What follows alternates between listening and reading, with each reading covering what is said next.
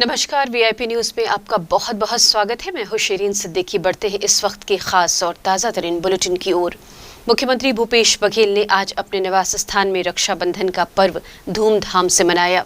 इस दौरान राजधानी रायपुर के टिकरापारा स्थित प्रयास एजुकेशन सोसाइटी की होनहार छात्राओं ने मुख्यमंत्री बघेल को राखी बांधी, जिसके बाद बच्चों की मांग पर मुख्यमंत्री बघेल ने उन्हें खेल सामग्री और डिजिटल ब्लैक बोर्ड के लिए 10 लाख रुपए की राशि की स्वीकृति दी। तो वहीं छात्राओं को उपहार भेंट कर उज्जवल भविष्य के लिए आशीर्वाद भी दिया। इसी क्रम में प्रजापति ब्रह्म कुमारी ईश्वरी विश्वविद्यालय रायपुर की कमला देवी और सविता दीदी ने मुख्यमंत्री को राखी बांधी और उनके सुखमय जीवन की कामना भी की। छत्तीसगढ़ प्रदेश कांग्रेस मोहन मरकाम ने आज कोंडागांव में रक्षाबंधन के पावन पर्व को कुछ अलग अंदाज में मनाया। मरकाम ने पर्यावरण संरक्षण का संदेश देते हुए साल के पेड़ को रक्षा सूत्र बांधा और कहा कि प्रकृति हमारी जीवन दायिनी है, हमारी जीवन रक्षक है। प्रकृति की रक्षा भी हमारा पहला कर्तव्य है।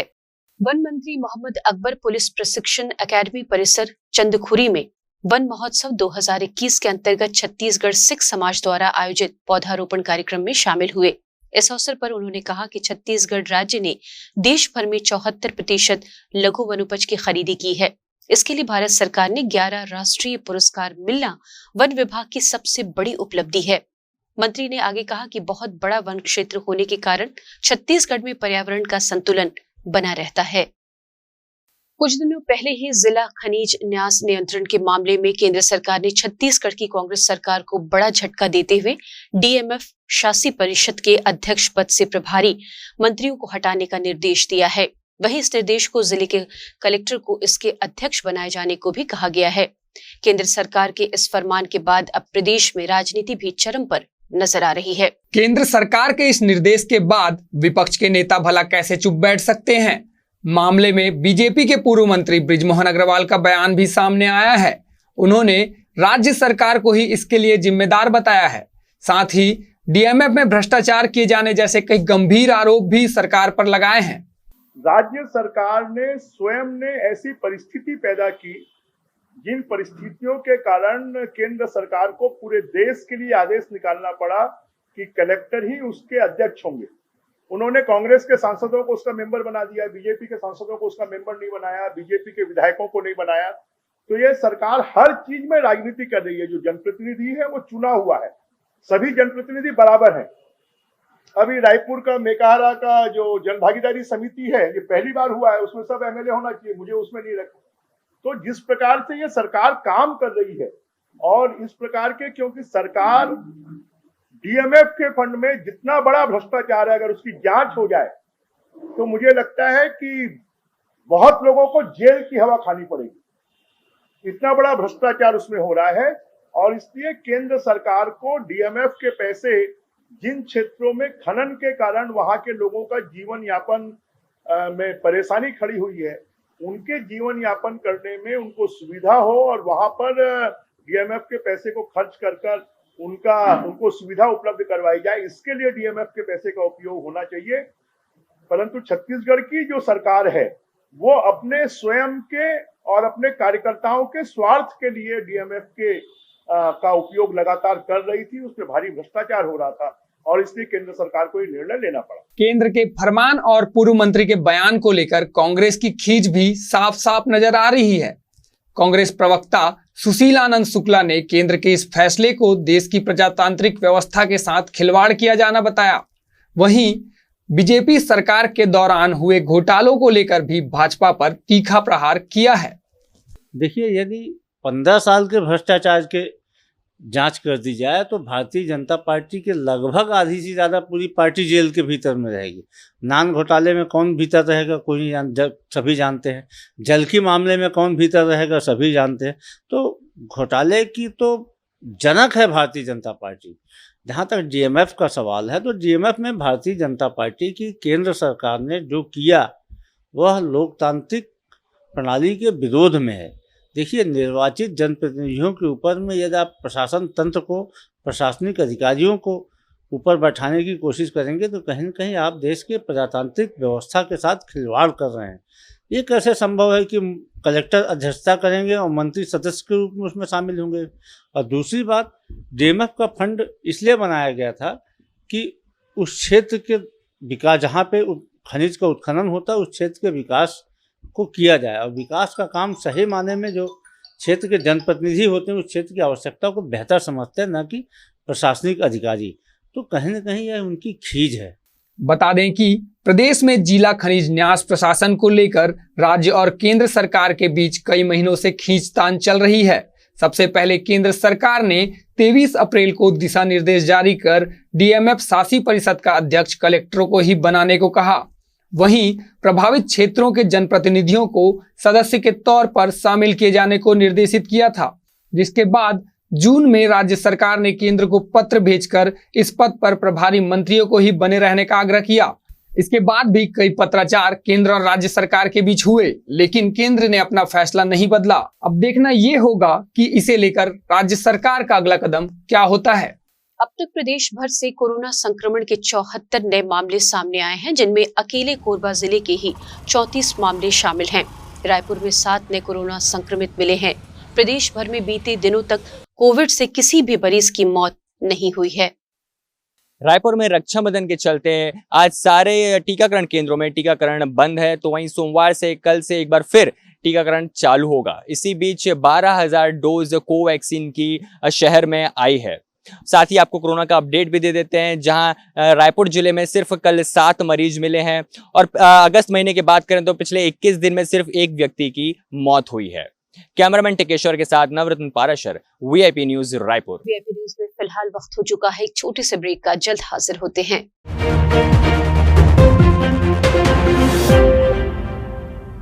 वीआईपी न्यूज नया चैनल शुरुआत आज हो रहा है। मैं अपनी ओर से ढेर सारी शुभकामनाएं कि छत्तीसगढ़ की आवाज बने।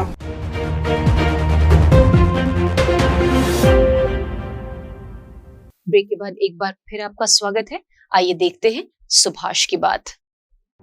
बात की बात में याद आ जाती है कोई ना कोई बात, कभी जाहिर सी बात तो कभी राज की बात।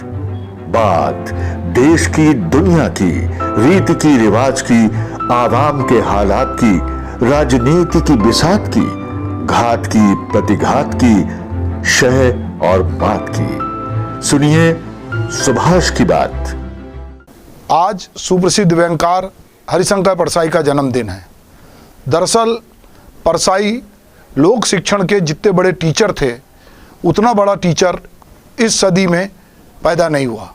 अगर मैं कहूं कि कबीर के बाद जन चेतना का कोई सबसे बड़ा वाहक था तो वो हरिशंकर परसाई था।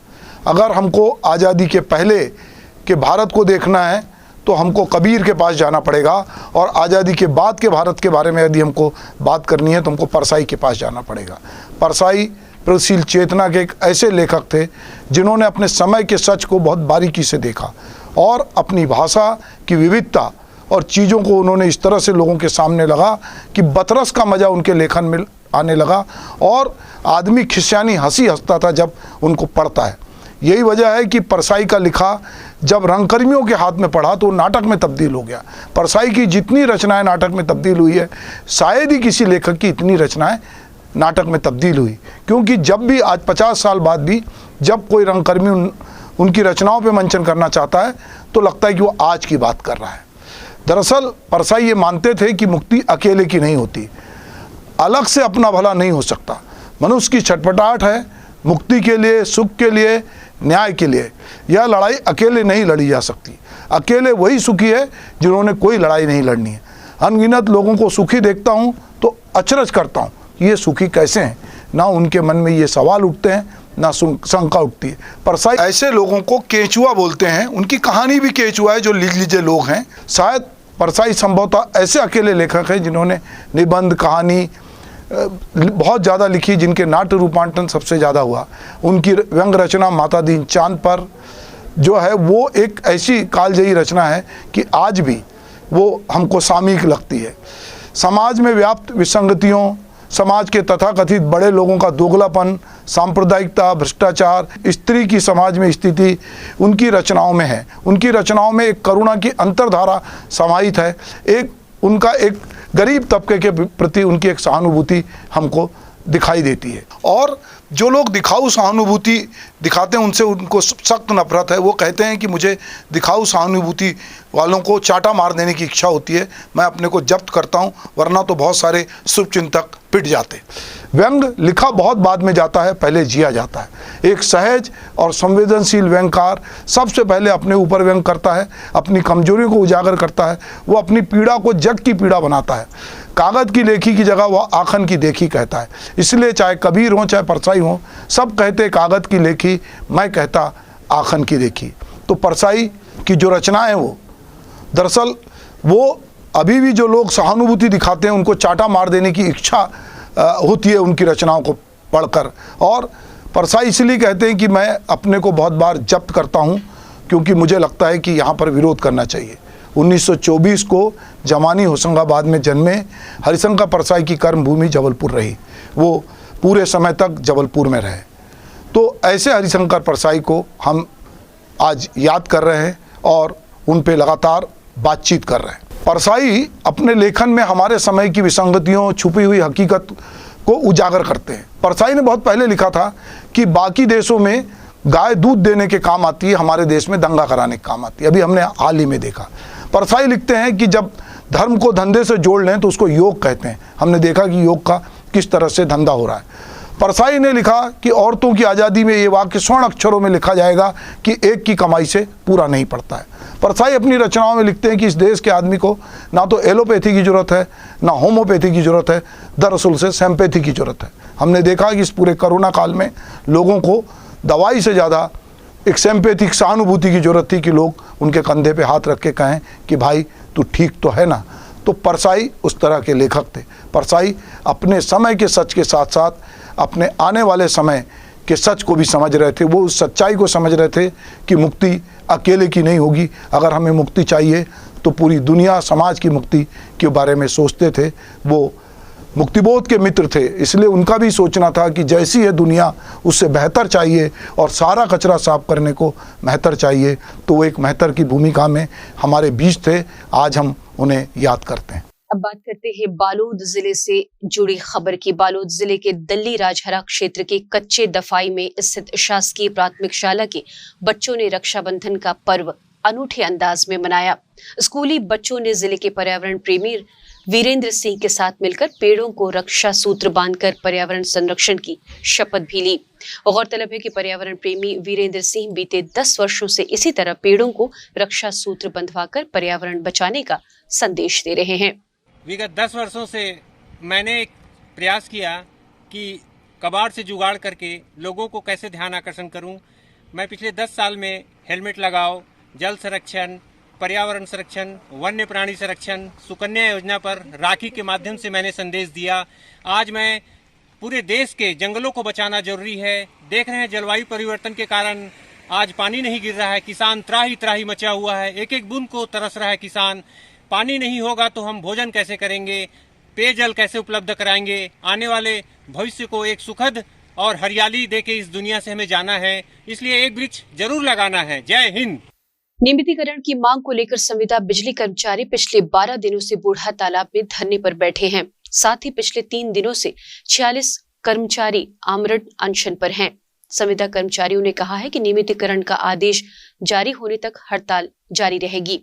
गौरतलब है कि पावर कंपनी प्रबंधन ने स्पष्ट कर दिया है कि संविदा कर्मियों का नियमितीकरण नहीं होगा। छत्तीसगढ़ संविदा विद्युत कर्मचारी लगातार 12 दिनों से धरने में बैठे हैं। उनकी मांग है कि उनका नियमितीकरण किया जाए। आए दिन वो नए नए तरीके लाते हैं, कभी मुंडन कराते हैं, कभी पैदल चल के सीएम के पास जाते हैं। आइए बात करते हैं अभी और आगे क्या करने वाले हैं। पावर कंपनी ने साफ कह दिया है कि आपका नियमितीकरण नहीं होगा, इसके बारे में सर नियमितीकरण क्यों नहीं होगा? जब पहले से 2 साल में हर 2 साल में नियमितीकरण किया जाता है संविदा भर्ती ले करके, तो उनको किस नियम के अनुसार नियमितीकरण किया जा रहा था और हमको उस नियम में नियमितीकरण करने में उनको क्या शंका है, क्या दिक्कत है, ये समझ नहीं आता। 10 तारीख से हम लोग यहाँ प्रदर्शन कर रहे हैं, अलग अलग तरीके से किए, कभी भीख मांगे, कभी मुंडन कराए हैं, कभी रोड में लेट करके हमने प्रदर्शन किया है। मुख्यमंत्री निवास घेराव के लिए जाते हैं तो पुलिस वालों के द्वारा रोक दिया जाता है। सर आज ये रक्षाबंधन का पर्व है, बहुत बहुत ही पावन पर्व माना जाता है। उस दिन भी हम लोग यहाँ पे धरना दे रहे हैं इसलिए कि हम नियमितीकरण के लिए आए हैं और नियमितीकरण लेकर ही जाएंगे करके। जहाँ तक नीतियों की बात करें तो अब नीतियों में जाएंगे तो अब साहब बड़े साहब भी चेयरमैन अध्यक्ष महोदय ही जाने नीतियों को, पर हमारी मांगे सिर्फ इसलिए है क्योंकि हमारे साथ अन्याय हो रहा है। हमें जो है जो मूलभूत सुविधाएं हैं, जो मूलभूत अधिकार हैं, जो मूलभूत हमारी हक है, अधिकार है, उसको कंपनी नहीं दे रहा है। बस उसी के लिए हम निवेदन कर रहे हैं कंपनी से कि हमें अपनी नीतियों को जैसे भी सुधार करें और हमें नियमित करें। संविदा कर्मचारी 3 दिन से अनशन भी कर रहे हैं। कल उनकी कुछ लोग की तबीयत भी बिगड़ी थी, आइए उनसे बात करते हैं। जी, मेरा नाम आनंद देवांगन है और हमारा जो काम है बहुत ज़्यादा जोखिम वाला है। इसमें क्या है कि हमारा जान भी चला जाता है। अब क्या हम 8,000 रुपये में अपना जान भी दे दे 3 साल तो अभी हो गए हैं हम लोग को काम करते हुए, 3 साल 5 साल। उसके बावजूद हम लोग अगर उसमें फॉर्म को डाल रहे हैं तो 3 साल और काम करना पड़ेगा। मतलब हम लोग को क्या 7-8 साल के बाद हम लोग को रेगुलर होगा, उतने में भी हम लोग जिंदा रहेंगे या फिर नहीं? क्योंकि अभी हमारे 22 से 25 भाई लोग का मौत हो चुका है और हमारा भी कभी विद्युत दुर्घटना में मौत हो जाए तो क्या इसके लिए क्या सरकार जिम्मेदार रहेगी या फिर नहीं? मौत जब तक ना आ जाए या फिर नियमितीकरण, तब तक हम लोग इसी प्रकार से इसी अनशन में बैठे रहेंगे, चाहे कुछ हो जाए। हमारा प्राण निकल जाएगा तो भी हम लोग नहीं जाएंगे यहाँ से। तो जैसा कि आपने सुना, विद्युत कर्मचारियों का कहना है कि आज अनशन में बैठे हैं, 3रा दिन चल रहा है, लेकिन अभी तक वो उनका ये कहना है कि हमारी मांग जारी रहेगी, हमारा जब तक नियमितीकरण नहीं होगा हम ये पंडाल नहीं छोड़कर जाएंगे। कैमरामैन हुरीलाल साहू के साथ नवरत्न पारेसर, VIP न्यूज, रायपुर। बढ़ते हैं अगली खबर की ओर। राजधानी रायपुर स्थित केंद्रीय जेल में हर साल रक्षाबंधन पर होने वाला आयोजन इस बार कोरोना संक्रमण की भेंट चढ़ गया। बता दें कि साल भर में केवल आज के दिन ही बहनों को अपने भाइयों से मिलने की आजादी होती थी, लेकिन इस बार भी कोरोना के चलते ये बहनें अपने भाई का दीदार नहीं कर पाई हैं।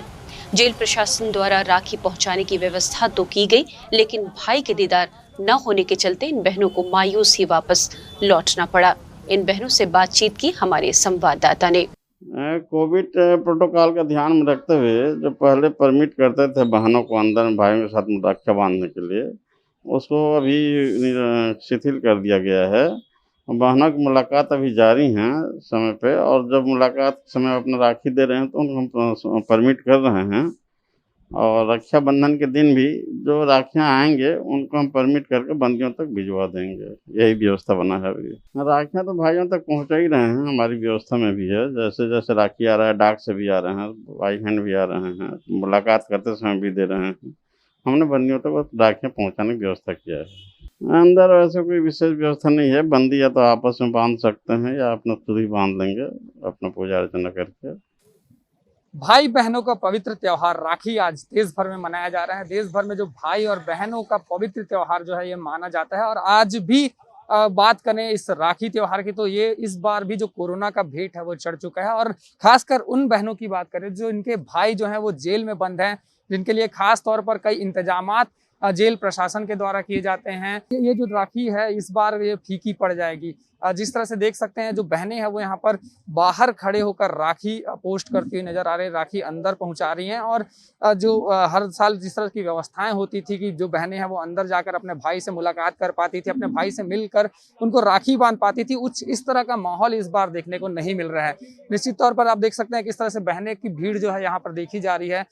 हमारे साथ कुछ और भी बहनें हैं, उनसे जानना चाहेंगे कि हर साल इस तरह की व्यवस्थाएं होती थी, इस बार वो नहीं की गई हैं, क्या कहना चाहेंगे? का कहीं वो सारा आहन उतना दूर से आए भाई ले राखी बांध 12 महीने में एक दो बांधेल पड़ते भाई बहन के तिहार है और तुम सब मना करा था उतना दूर से आए हैं ना। लिफाफा में डालो, लिफाफा तो लिफाफा में डाल के भेजा था, कौन बांधी राखी ला? हर साल आप लोगों को मिलने दिया जाता था, कुछ इस तरह का माहौल इस बार नहीं था। कैसे वैसे नहीं हो सकता ना, बांधे बार आए तो बांधना चाहिए हमारा। काफी दूर से सफर करते हैं। हाँ, बहुत दूर से आए भैया हमारे। निश्चित तौर पर कुछ और भी बहनें हैं, उनसे जानना चाहेंगे। जी आप यहाँ पर काफी देर से बैठी हैं अपने भाई को राखी बांधने का इंतजार करते हुए, लेकिन अभी तक से मौका नहीं मिला है। हर साल बांधने को दिया जाता था, इस बार नहीं ऐसा कुछ दिखने को।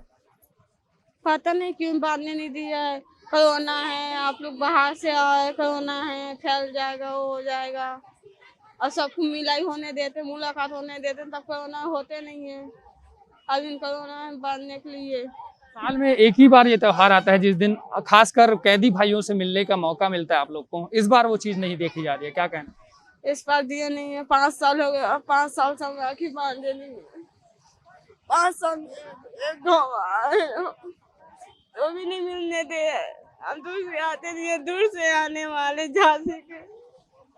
देख सकते हैं किस तरह से एक बहन का जो आंख है वो भर चुका है अपने भाई के याद में। और जिस तरह से हर साल यहाँ पर व्यवस्थाएं होती थी, भाइयों को मिलने के लिए दिया जाता था, लेकिन इस बार कोरोना संक्रमण के चलते ये जो आयोजन है यहाँ पर नहीं हो रहा है और जो बहनें हैं वो बाहर से ही राखी छोड़कर अपने भाइयों तक पहुँचा रही हैं। कैमरा पर्सन अमीन कुरैशी के साथ अंकित मिश्रा की रिपोर्ट, वीआईपी न्यूज रायपुर। अब एक नजर डालते हैं गरियाबंद से जुड़ी खबर की। गरियाबंद पुलिस ने अवैध देसी कट्टे के साथ एक युवक को गिरफ्तार किया है। मिली जानकारी के अनुसार पुलिस को मुखबिर से सूचना मिली थी कि जिला अस्पताल के सामने एक अज्ञात युवक संदिग्ध अवस्था में घूम रहा है। सूचना मिलते ही मौके पर पुलिस वहां पहुंची। पुलिस की टीम को देखकर युवक ने देसी कट्टे को हवा में लहराया, जिसके बाद पुलिस ने उस युवक को गिरफ्तार कर लिया। जशपुर जिले के कांसाबेल क्षेत्र में भूपेश बघेल सरकार की गौठान को प्राथमिकता देकर ग्राम विकास के साथ महिलाओं को आत्मनिर्भर बनने वाली योजना जिले में ग्रामीण महिलाओं को खूब रास आ रही है। जिले की महिलाओं का समूह बांस से सुंदर टोकरियों बनाने का निर्माण कर रहा है। बांस से निर्मित इन रंग बिरंगी टोकरियों की मांग क्षेत्र के हाट बाजारों के बाद अब राजधानी रायपुर, भिलाई व अन्य शहरों में भी होने लगी है। कांसाबेल क्षेत्र के गुठान से जुड़ी ग्रामीण महिलाओं ने अपनी आर्थिक स्थिति सुदृढ़ बनाने के लिए 5 स्व सहायता समूह का गठन किया है। सभी महिला सदस्य गांव के आसपास जंगल और खेतों का अनुपयोगी छिंद घास से आकर्षक टोकरियां बनाकर अच्छी खासी आय ले रही हैं। प्रत्येक समूह की इन महिलाओं का कहना है कि इस घरेलू व्यवसाय से लगभग 2 दिन में ही 20,000 रुपए से अधिक मुनाफा मिल रहा है। मेरा समूह का नाम है ज्ञान गंगा और मैं ज्ञान गंगा समूह की सदस्य हूँ और मेरा गांव का नाम है कोटान पानी, पोस्ट सिमर कछार, थाना तहसील कांसाबेल, जिला जशपुर, राज्य छत्तीसगढ़। और मैं ये टोकरी का काम कर रही हूँ। अभी तो घर में कर रहे थे और जब टोकरी का स्टार्ट नहीं किए थे तब खेती बाड़ी कर रहे थे, उसमें से अपना जीवन यापन कर रहे थे। और अभी टोकरी बनाने के लिए जब से शुरुआत किए हैं बिहान समूह से जुड़े तब से, और अभी ये वन विभाग वाले प्रशिक्षण दिलवाए हैं अभी 2021 में, और वहाँ तक हम लोग बनाते अभी। टोकरियों के व्यवसाय के लिए महिलाओं के स्व सहायता समूह ने 60,000 रुपए का ऋण लिया था। अब ये 1.5 लाख रुपए की टोकरियां बेचकर सभी सदस्य माला माल हो रहे हैं। गांव के आसपास ही छिंद घास पर्याप्त मात्रा में मिल जाने से इन महिलाओं को कच्चे माल में भी अधिक पूंजी नहीं लगानी पड़ रही है। जशपुर जिले के कांसाबेल विकासखंड के कोटान पानी ग्राम पंचायत में गुठान से जुड़ी हुई महिला स्व सहायता समूह 5 ऐसे समूह है जो आसपास के छिंद से ये टोकरी बनाने का काम कर रहे हैं और उनके द्वारा अब तक लगभग 1.5 लाख रुपए की आमदनी कमाई गई है। और ये हमारी जो महिलाएं हैं जो गुठान से जुड़कर आत्मनिर्भर बन रही है। महिलाओं का कहना है कि गोठान योजना से उन्हें विकास की नई राह मिल रही है और उनकी आर्थिक स्थिति भी सुधरने लगी है। Bureau report, Raipur. देश भर में आज रक्षाबंधन का त्योहार धूमधाम से मनाया जा रहा है। इस खास अवसर पर आइए देखते हैं हमारी सहयोगी पद्मा कुलदीप की राखी स्पेशल रिपोर्ट। राजधानी रायपुर में तृतीय लिंग समुदाय के लोगों ने आज अनोखा रक्षाबंधन मनाया है। इन्होंने पेड़ पौधों को तिलक लगाकर राखी बांधी और पेड़ों की रक्षा करने का शपथ भी इस दौरान लिया है। इनके इस अंदाज ने प्रकृति से जुड़े रहने का बेहतर संदेश भी लोगों तक पहुंचाया है। इस संसार में पेड़ पौधों से ही हमारा जीवन संभव है और पेड़ पौधों को सुरक्षित रखना, उन्हें संभाल के रखना, ये हमारी जिम्मेदारी है। ट्रांजिशन के बाद हमारा परिवार हमें एज अ ट्रांसजेंडर एक्सेप्ट नहीं करता, तो हम ये जो त्यौहार है वो अपने परिवार के साथ सेलिब्रेट भी नहीं कर पाते हैं। ऐसे समय में हम सब ट्रांसजेंडर साथियों ने सोचा कि हम ये त्यौहार पेड़ पौधों के साथ मनाएं और उनको सुरक्षित रखें। इस तरह से ये कार्यक्रम आज रायपुर में सरोना और सोनडोंगरी में आयोजित किया गया। आइए आगे देखते हैं प्रदेश में राखी के अनेक रंगों को। जांजगीर चांपा जिला मुख्यालय से 20 किलोमीटर पर स्थित ग्राम बहराडीह वैसे तो अन्य गांव की तरह है, लेकिन इस गांव को खास बना दिया है यहाँ की महिला स्व सहायता समूह के क्रियाकलापों ने। पहले इस महिला समूह ने केले, भिंडी और भाजी के रेशों से कपड़े और जैकेट बनाकर प्रदेश का नाम देश विदेश में रोशन किया और अब इन महिलाओं ने जैकेट की सफलता के बाद राखी बनाना शुरू कर दिया है। उन्होंने राखी बनाने के लिए रेशमी धागे के उपयोग करने के बजाय घर बाड़ी में होने वाले साग सब्जियों के वेस्ट डंठल का उपयोग कर लोगों को सस्ती और सुंदर राखी उपलब्ध कराने की ठान ली है और छोटे से मकान में केले, भिंडी के डंठल से रेशे निकालकर उसमें मोती पिरोना शुरू कर दिया है, जिसका आकर्षण अब गांव के घर घर में छा गया है और सभी महिलाएं मिलकर 2 लाख से अधिक राखी बनाकर उसे बेचने की तैयारी में है। हमन अलसी और हमारी भाजी और केला के रेशा से हमन राखी बनात हमन। साथ साथ हमन पहले कपड़ा बनाए हमन, जैकेट, बैग, पर्स इत्यादि बनाए हमन। 2 लाख के ऑर्डर मिले हवाए तो हमन तो बना डाले हमन और विदेश से ना 4000 से भी आए हवाए। तो हमारा बहुत खुशी होत हवाए कि विदेश के आदमी मन भी हमन के राखी ला पसंद करत है। हमन सोचे ये सब बेकार चीज है, काम में लगथे कि नहीं के कर हमन एक ठन उपदेश से मैंने सोचे बनथे कि नहीं के तो देखें तो बन गए तो हमन कर अब राखी बना करके एला हमन बेच सकत हन। बहुत कुछ अंतर है राखी में, तो धागा से बनत रही सावा ऊन से बनत रही से हमन बनात हन केला के रेशा के धागा से राखी बना। केले, भिंडी, अमारी भाजी के रेशे से बनी राखी बाजार में बिकने वाली राखियों से कम नहीं है। महिला समूह के सदस्य इस काम को सीखकर घर बैठे पैसे कमाने लगे हैं और शासन से नौकरी की मांग करने वालों के लिए प्रेरणा के स्रोत भी बन गए हैं। महिला समूह के सदस्यों का मानना है कि कोई काम छोटा या बड़ा नहीं होता। इस तरह घर बैठे अपने परिवार के साथ परिश्रम कर महिलाएं पैसे कमाने में जुट गई हैं। वह इस बार अपने भाई के हाथों में अपने हाथों से बनाए बेस्ट राखी पहनाने की तैयारी में भी है। छत्तीसगढ़ से लेकर के पूरा भारत से लेकर के अन्य विदेश खिलाम जा ही ये ऑर्डर है। 4000 के ऑर्डर बाहर से है और हमारा बनाए के ये लक्ष्य है 1 लाख तक के बना देबो कहत हन। कहते हैं आवश्यकता आविष्कार की जननी है। जाटा ग्राम पंचायत की महिला समूह ने 4 साल पहले इसी तरह केले के रेशों से जैकेट बनाकर प्रदेश के नेताओं को भेंट किया। उनके इस काम की सराहना लेने से और उनके अच्छे बिक्री होने से महिलाओं के हौसले बुलंद हो गए हैं और अब इस बार राखी त्योहार ने साग सब्जियों के डंठल के रेशे से बनी राखी से अपने गांव की महिलाओं को प्रेरित कर स्वरोजगार से जोड़ दिया है और अब इन महिला स्व सहायता समूह बाजार में रंग बिरंगे राखियों को सजाकर भाई की सूनी कलाई को सजाने के लिए कम से कम कीमत में उपलब्ध कराने की तैयारी में है। बहनों ने भाई की कलाई से प्यार बांधा है, प्यार के डोर से संसार बांधा है। भारतीय धर्म संस्कृति के अनुसार रक्षाबंधन का त्योहार श्रावण माह की पूर्णिमा को मनाया जाता है। ये त्योहार भाई बहन को स्नेह की डोर में बांधता है। इस दिन बहनें अपने भाई के मस्तक पर टीका लगाकर रक्षा का बंधन बांधती है। दर्शकों, आपको बता दें कि रक्षाबंधन त्योहार मनाने का कोई भी प्रमाण हमारे शास्त्रों और पवित्र धर्म ग्रंथों जैसे वेद, श्रीमद् भागवत गीता, पुराण में नहीं मिलता। ये बस एक लोक मान्यता है। अनेक भावनात्मक रिश्ते भी इस पर्व से बंधे होते हैं। अगर इतिहास की बात करें तो इतिहास में कृष्ण और द्रौपदी की कहानी प्रसिद्ध है, जिसमें युद्ध के दौरान श्री कृष्ण की उंगली घायल हो गई थी। श्री कृष्ण की घायल उंगली को द्रौपदी ने अपनी साड़ी में से एक टुकड़ा बांध दिया था। महाभारत में भी इस बात का उल्लेख है कि जब ज्येष्ठ पांडव युधिष्ठिर ने भगवान कृष्ण से पूछा कि मैं सभी संकटों को कैसे पार कर सकता हूँ, तब भगवान कृष्ण ने उनकी और उनकी सेना की रक्षा के लिए राखी का त्योहार मनाने की सलाह दी थी।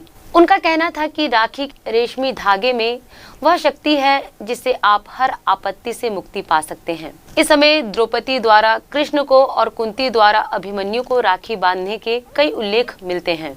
वहीं मेवाड़ की रानी कर्मावती को बहादुर शाह ने मेवाड़ पर हमला करने की सूचना दी थी। रानी लड़ने में असमर्थ थी और उसने मुगल बादशाह हुमायूं को राखी भेजकर रक्षा की याचना की। हुमायूं ने मुसलमान होते हुए भी राखी की लाज रखी और मेवाड़ पहुंचकर बहादुर शाह के विरुद्ध मेवाड़ की ओर से लड़ते हुए कर्मावती और उसके राज्य की रक्षा की। वहीं रविंद्रनाथ ठाकुर ने बंग भंग का विरोध करते समय रक्षाबंधन त्योहार को बंगाल निवासियों के पारस्परिक भाईचारे और एकता का प्रतीक बनाकर इस त्योहार का राजनीतिक उपयोग आरंभ किया। राजस्थान में राम राखी और चूड़ा राखी या लुम्बा बांधने का रिवाज है। अगर आज की बात करें तो आज के आधुनिक तकनीकी युग और सूचना संप्रेषण युग का प्रभाव राखी जैसे त्योहार पर भी पड़ा है। आधुनिक दौर में त्योहार पर व्यापार भारी पड़ रहा है। अब रक्षाबंधन एक इवेंट की तरह हो गया है। हमारे फिल्मी गानों में भी रक्षाबंधन के त्योहार और भाई बहन की कहानी देखने को मिलती है। इस बुलेटिन में फिलहाल इतना ही। मुझे दीजिए इजाजत। देश दुनिया की बाकी खबरों के लिए बने रहिए VIP न्यूज के साथ। नमस्कार।